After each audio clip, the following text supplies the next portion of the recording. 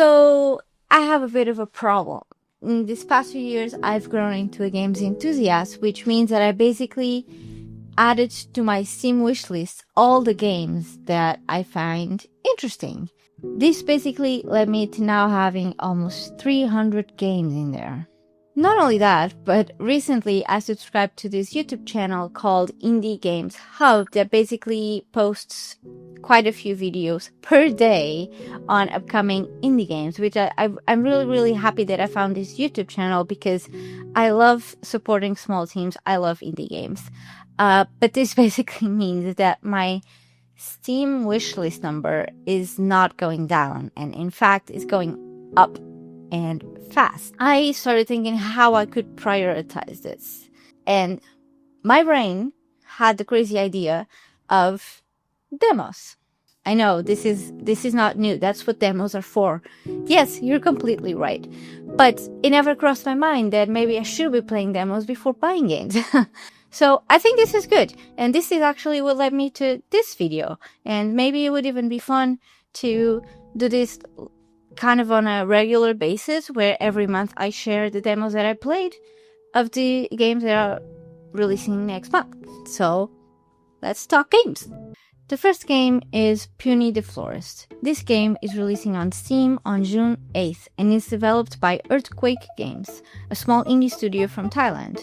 The story follows Puni, a girl who's looking for a new job and ends up finding a listing for a florist position in the middle of nowhere. She shows up and immediately meets a little fairy who claims to be the owner and immediately puts Puni to work. Honestly, what I enjoyed the most about this game was the dialogue. It's really cute and it's super silly at the same time, and even had me chuckling in my seat at certain points, which I always appreciate in a game. In terms of gameplay, it's actually quite simple. You get a new customer, they tell you what kind of bouquet they want, you go and do it, and you deliver it to them. And I can tell you that in terms of the mechanics, it's really quite detailed. You can bend stems, you can cut flowers, you can flip them, you can bring them to front and back. It's really quite detailed, and there's a lot of room to be creative. Or, if you're like me and don't really care about making the most perfect bouquet ever, then you can just follow the customer's guidelines. And I think a really nice detail is that you don't have to be worried about making the wrong bouquet, because before you deliver this bouquet to them, they will tell you if there's something missing. So for example, if you don't have enough flowers there, or if the shape is not really quite what they wanted, they will tell you that, and you won't lose any points or any coins or anything like that. So if you're not that creative, I think it's really nice that you can just follow the guidelines and deliver it. And if there's something missing, they will tell you, and there's no penalty in that. So I think that's really neat. One thing I noticed is that the characters in this demo all seem to be connected, which I found it was super funny. Because the first one you get is a kid that is chasing a fairy. All good. And then the next one is a cyclist that apparently crashed into a house because a kid running down the street just, showed up in front of them. And you then figured out that it was a kid chasing a fairy. And then the third customer is, an old lady that apparently had someone crash into her house and destroyed the flowers that she had in front of the house. So I think it's really quite funny that all these things connected. My main concern with the demo is that it can get quite repetitive. The loop is always the same. You get a customer, you do the bouquet, you deliver it to them. Done. Next customer.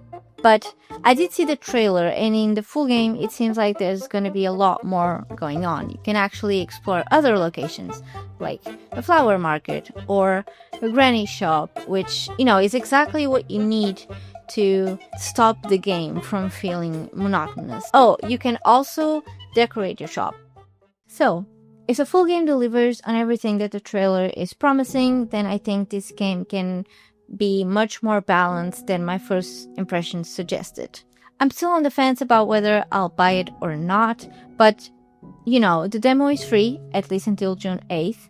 It takes around 30 minutes to complete. It's very cute, it's very entertaining, so why not try it yourself and see how you feel? The second game is Momento, and this one I'm a lot more sure about. It's developed by Fat Alien Cat and Nomo Studio, two tiny studios based in Australia, and it's releasing on Steam, PS5, Xbox Series, and Nintendo Switch sometime in June. The exact date is still to be confirmed. The premise is lovely. You start in your childhood bedroom and you need to organize it. After having done a bit of cleanup, you get to decide which objects to keep and which to let go, and those choices will shape the story of your life. It's a room decorator with a twist, basically.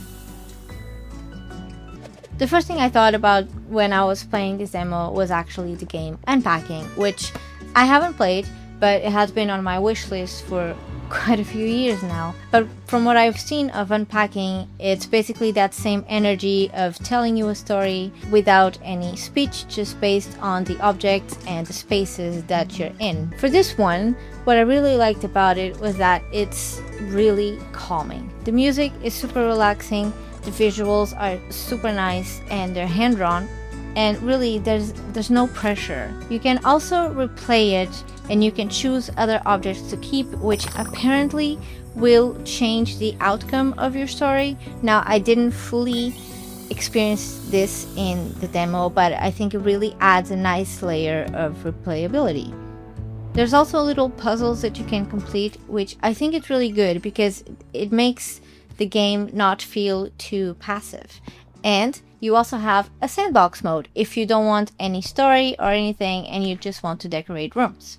This one I am probably buying. It's just a game that is really super relaxing and just understands that sometimes that's all you want. Sometimes you just want to sit in your chair and decorate some rooms and feel no pressure and just sit with that for a while. So I really like it.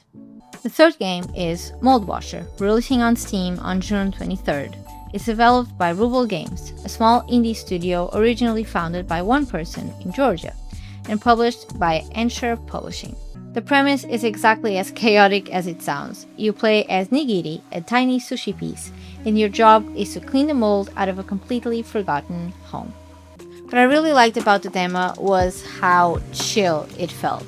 The lo-fi soundtrack is super relaxing, and there is something very, very interesting about seeing a moldy surface suddenly turn spotless. What I really found interesting as well was the fact that you have stuff to collect. You can sometimes find a new song or some coins or even some stickers that you can then use to decorate your space. So it's a nice little detail, and it gives you something to look forward to beyond just the cleaning itself. It's a nice reward at the end of your job. I am definitely buying this one. I usually don't play games like this. I don't know why, it's never my type of game, but this one had me hooked way more than I expected, so it's a win. The last game is Deer and Boy, developed by Lifeline Games and published by Deer Villagers. It's releasing in June on Steam, Epic Game Store, PS5, Xbox Series, and Nintendo Switch. So this one you can pick on basically any platform you own. Just like the name suggests, the story follows a boy and his deer, trying to navigate a world full of dangers and people out to get them. What got me immediately was the art style. Everything is absolutely gorgeous, but I think the thing I liked the most was the fact that there's no speech. There's no dialogue, there's no text explaining what's happening or what you need to do. It's really just about the visuals and audio cues. And somehow the deer and the boy are able to communicate everything that they need to, and it just reminded me that sometimes you don't need words to tell a story. The puzzles are also really well balanced. They make you think, but it's never too hard, or the game doesn't hold your hand every step of the way.